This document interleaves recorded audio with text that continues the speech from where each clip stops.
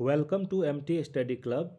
इस वीडियो में हम लोग स्पीडी साइंस के थ्योरी सेक्शन में वनस्पति विज्ञान से संबंधित महत्वपूर्ण तथ्यों को देखेंगे। तो चलिए वीडियो शुरू करते हैं। वनस्पति विज्ञान। थियोफ्रेस्टस को वनस्पति विज्ञान का जनक कहा जाता है। वनस्पति विज्ञान का जनक थियोफ्रेस्टस को। वैसा पौधा जिसमें पुष्प तथा बीज नहीं होता है उसे अपुष्पी पौधा कहते हैं। क्या बोलते हैं उसको? अपुष्पी पौधा, जिसमें कि ना तो पुष्प होता है और ना ही बीज होता है। नेक्स्ट है हमारा, पादप जगत का सबसे बड़ा समूह थैलोफाइटा है। पादप जगत का सबसे बड़ा समूह क्या कहलाता है? थैलोफाइटा कहलाता है। नेक्स्ट है, शैवालों के अध्ययन को फाइकोलॉजी कहते हैं। क्या कहते हैं शैवालों के अध्ययन को? फाइकोलॉजी। क्लोरेला शैवाल का प्रयोग अनुसंधान कार्यों में किया जाता है। कौन सा शैवाल है? क्लोरेला शैवाल। इसका प्रयोग अनुसंधान कार्यों में किया जाता है। माइक्रोसिस्टिस टॉक्सिका नामक शैवाल स्वच्छ जल को दूषित करता है। देखिए ये शैवाल है माइक्रोसिस्टिस टॉक्सिका। ये क्या करता है? स्वच्छ जल को दूषित कर देता है, साफ पानी को खराब कर देता है। कवकों के अध्ययन को क्या कहते हैं? माइकोलॉजी। कवकों का अध्ययन क्या कहलाता है? माइकोलॉजी कहलाता है। हमारा नेक्स्ट पॉइंट है, कवकों की कोशिका भित्ति काइटिन की बनी होती है। कवक की कोशिका भित्ति किस चीज़ से बनी होती है? काइटिन से। कवकों में संचित भोजन ग्लाइकोजेन तथा वसा के रूप में रहता है। कवक में जो भोजन होता है वो किस रूप में होता है? ग्लाइकोजेन तथा वसा के रूप में होता है। विषाणुओं के अध्ययन को क्या कहते हैं? वायरोलॉजी कहते हैं। विषाणुओं के अध्ययन को हम लोग वायरोलॉजी कहा जाता है। नेक्स्ट है हमारा, विषाणु का जो आकार होता है वो कितना होता है? 0.015 से 0.2 माइक्रोन के बीच। ये माइक्रोन में है, 0.015 से 0.2 माइक्रोन के बीच। जंतु विषाणु के डीएनए तथा आरएनए दोनों होते हैं। देखिए जंतु विषाणु में डीएनए और आरएनए दोनों होता है, लेकिन पादप विषाणु के केंद्र में केवल आरएनए रहता है। ठीक है, जंतु विषाणु में डीएनए आरएनए दोनों और पादप विषाणु के केंद्र में आरएनए रहता है। जीवाणुओं के अध्ययन को जीवाणु विज्ञान कहते हैं। जीवाणुओं के अध्ययन को जीवाणु विज्ञान या बैक्टीरियोलॉजी कहलाता है। नेक्स्ट हमारा पॉइंट है, जीवाणुओं का खोज सर्वप्रथम किसने किया था? बैक्टीरिया का खोज ल्यूवेनहॉक ने किया था। जीवाणुओं का खोज ल्यूवेनहॉक। और जीवाणु नाम जो है किसने दिया था? ये एहरेन वर्ग ने दिया था 1829 में। 1829 में एहरेन वर्ग ने जीवाणुओं का नामकरण किया था। कॉलरा एवं क्षय रोग। कॉलरा एवं क्षय रोग मतलब टीबी, ये किस चीज़ से होते हैं? ये जीवाणुओं से होते हैं। ये वायरस से नहीं होते, विषाणु से नहीं होते हैं, ये जीवाणु से होते हैं, बैक्टीरिया से होते हैं। कौन कौन सी बीमारी? कॉलरा और क्षय रोग मतलब टीबी। 1890 ईस्वी में लुई पास्चर ने सबसे पहले रेबीज का टीका की खोज की थी। 1890 में लुई पास्चर ने। दूध के पास्चुराइजेशन की खोज भी किसने की थी? लुई पास्चर ने। दूध का जो पास्चुराइजेशन करते हैं, पास्चुराइज्ड मिल्क मिलता है बाजार में पैकेट में, तो दूध के पास्चुराइजेशन की खोज लुई पास्चर ने ही की थी। दूध को कितने डिग्री टेम्परेचर पे पास्चुराइज किया जाता है? तो 62 डिग्री टेम्परेचर पे, 62 डिग्री सेंटीग्रेड पे पास्चुराइज किया जाता है।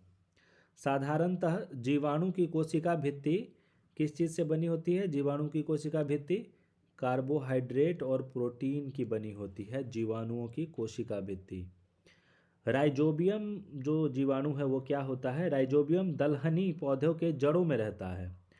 राइजोबियम जीवाणु कहाँ रहता है? तो दाल वाले जो पौधे होते हैं, लेग्यूम होते हैं, उनकी जड़ों में रहता है राइजोबियम। और ये करता क्या है? ये वायुमंडल से N2 नाइट्रोजन को स्थिरीकरण करता है। राइजोबियम जीवाणु दालों वाले पौधे, दलहनी पौधों के जड़ों में होता है और ये वायुमंडल से N2 को स्थिरीकरण करता है। नेक्स्ट हमारा पॉइंट है, लैक्टोबैसिलस और स्टेफिलोकोकस दूध से दही बनाने में सहायक होता है। दूध से दही किससे बनता है? लैक्टोबैसिलस और स्टेफिलोकोकस, इसका प्रयोग होता है दूध से दही बनाने में। ब्रायोफाइटा मृदा अपरदन को रोकने में सहायता प्रदान करता है। क्या करता है? मृदा अपरदन को रोकने में सहायता प्रदान करता है ब्रायोफाइटा।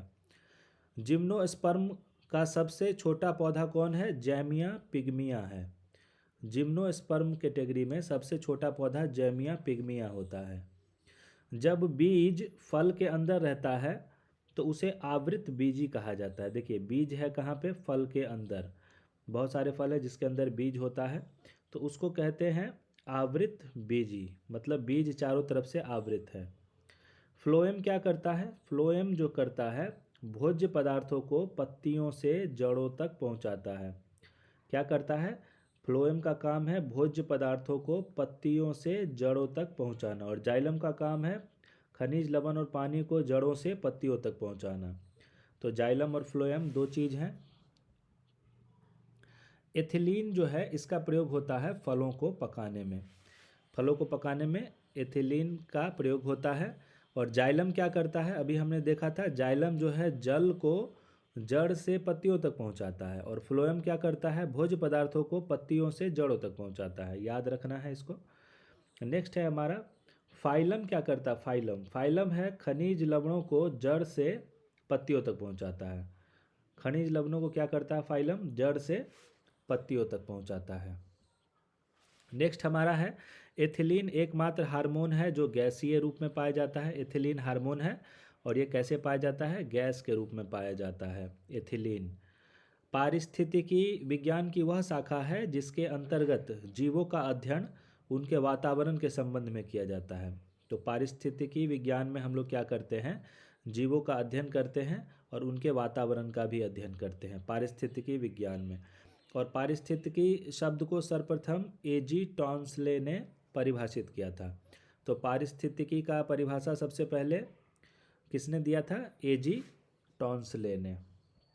नेक्स्ट हमारा पॉइंट है सल्फर एवं नाइट्रोजन के ऑक्साइड अम्ल वर्षा के लिए उत्तरदायी होती है। एसिड रेन जो होता है उसमें सल्फर और नाइट्रोजन का ऑक्साइड होता है, उसी की वजह से एसिड रेन होता है।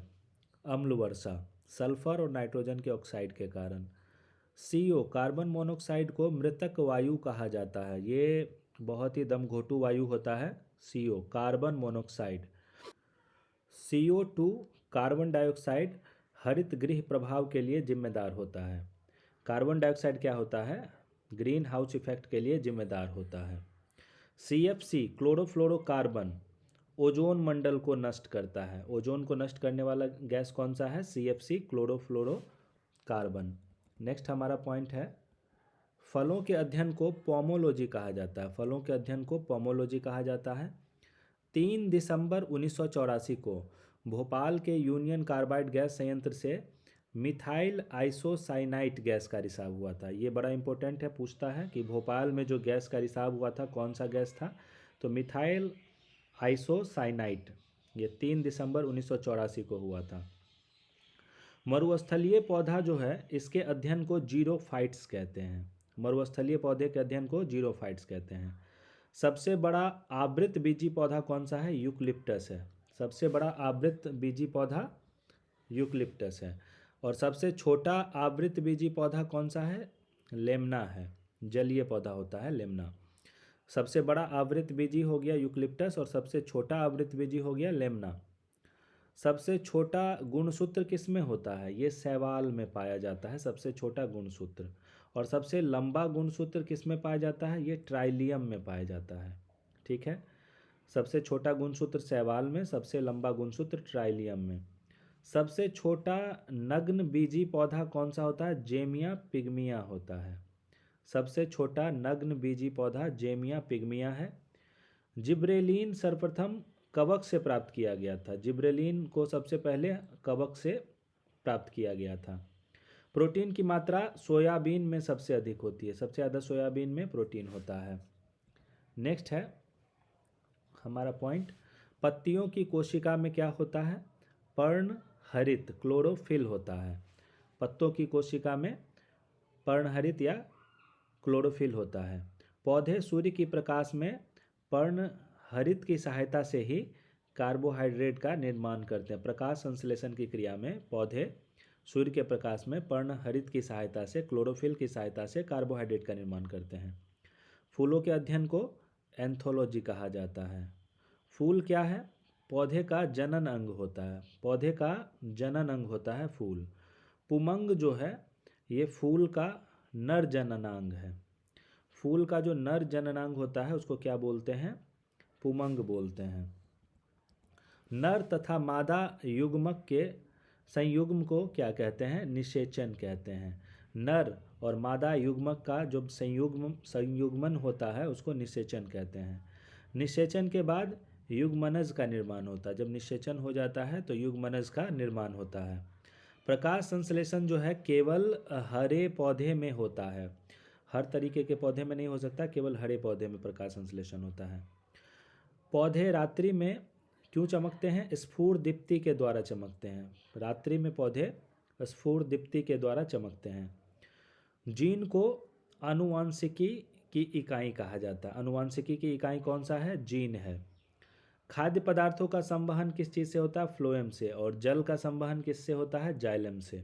ठीक है, खाद्य पदार्थों का संवहन फ्लोएम कहता है। क्लोरोफिल में कौन सी धातु होती है? तो मैग्नीशियम पाया जाता है। बहुत इंपॉर्टेंट है, जो क्लोरोफिल होता है इसमें मैग्नीशियम धातु पाया जाता है। यीस्ट का प्रयोग हम लोग किस चीज़ में करते हैं? यीस्ट का प्रयोग हम लोग बेकिंग तथा पेय पदार्थों में करते हैं। बेकिंग करने के लिए यीस्ट का प्रयोग होता है। प्रकाश संश्लेषण की दर सबसे अधिक किसमें होती है? लाल प्रकाश में सबसे अधिक होती है। ठीक है, नेक्स्ट हमारा है चाय में क्या क्या पाया जाता है? थीन। और कॉफ़ी में क्या पाया जाता है? कैफीन एल्कलॉइड पाया जाता है। चाय में थीन और कॉफ़ी में कैफीन एल्कलॉइड पाया जाता है। क्लोरोफिल में क्या पाया जाता है? मैग्नीशियम धातु पाया जाता है, काफ़ी इंपॉर्टेंट है। जब फल का निर्माण अंडाशय से न होकर फूल के किसी अन्य भाग से होता है तो उसे असत्य फल कहते हैं। असत्य फल किसे कहते हैं? जब फल का निर्माण अंडाशय में ना होकर फूल के किसी अन्य भाग से होता है तो उसे असत्य फल कहते हैं। और जिस फल का निर्माण केवल अंडाशय के द्वारा होता है उसे सत्य फल कहते हैं। ठीक है, अंडाशय में निर्माण होगा तो सत्य फल होगा, और अंडाशय में नहीं होगा, उससे बाहर कहीं होगा तो असत्य फल होगा।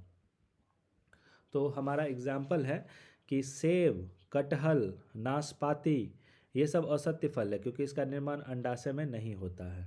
ठीक है, प्रकाश संश्लेषण की दर बैगनी प्रकाश में सबसे कम होती है और लाल प्रकाश में सबसे ज़्यादा होती है। निषेचन के बाद क्या होता है? निषेचन के बाद बीजांड बनता है। नारियल में प्रकीर्णन पानी द्वारा होता है। नारियल में प्रकीर्णन कैसे होता है? पानी के द्वारा होता है। राइजोबियम जीवाणु कहाँ पाए जाते हैं? तो दलहन पौधे की जड़ों में पाया जाता है राइजोबियम जीवाणु। खीरा में नर और मादा फूल अलग अलग होता है। खीरा ऐसा पदार्थ है, खीरा ऐसा खाद्य पदार्थ है जिसमें नर और मादा फूल अलग अलग होता है। हरे रंग के प्रकाश में लाल कवक एवं भूरे कवक में प्रकाश संश्लेषण होता है। हरे रंग का जब प्रकाश मिलेगा तभी लाल कवक और भूरा कवक जो है प्रकाश संश्लेषण कर पाता है। ठीक है, लाल कवक और भूरा कवक जो है प्रकाश संश्लेषण कब करेगा? जब उसको हरा रंग मिलेगा। प्रकाश संश्लेषण की क्रिया में ऑक्सीजन कहाँ से निकलता है? पानी से निकलता है। प्रकाश संश्लेषण में ऑक्सीजन कहाँ से मिलता है? पानी से। प्रकाश संश्लेषण हम जानते हैं कि सूर्य के प्रकाश में केवल दिन में होता है। क्लोरोफिल में मैग्नीशियम उपस्थित रहता है। हरा प्रोटोजोआ को पैरामीशियम के नाम से जाना जाता है। हरा प्रोटोजोआ को क्या कहते हैं हम लोग? पैरामीशियम कहते हैं हरा प्रोटोजोआ को। एक जलीय पौधे को क्या कहते हैं? हाइड्रोफाइट कहते हैं। जलीय पौधा को हम लोग क्या कहते हैं? हाइड्रोफाइट। प्राकृतिक वर्ण का सिद्धांत किसने दिया था? डार्विन ने दिया था। प्राकृतिक नेचुरल सिलेक्शन। अग्नि नीरजा रोग किससे संबंधित है? देखिए, अग्नि नीरजा रोग सेब से संबंधित है। सेब में होता है अग्नि नीरजा। तने की वृद्धि दर सही रूप से नापने के लिए क्या प्रयोग करते हैं? ऑक्जेनोमीटर का प्रयोग करते हैं। तना का जो वृद्धि दर है वो ऑक्जेनोमीटर से नापते हैं। ऑक्सिन क्या है? ऑक्सिन एक पादप हार्मोन है। ऑक्सिन क्या है? ऑक्सिन पादप हार्मोन है। ठीक है, जंतु हार्मोन नहीं है ये। प्रकाश संश्लेषण का प्रथम स्थिर यौगिक क्या होता है? फास्फोग्लिसरीन अम्ल होता है।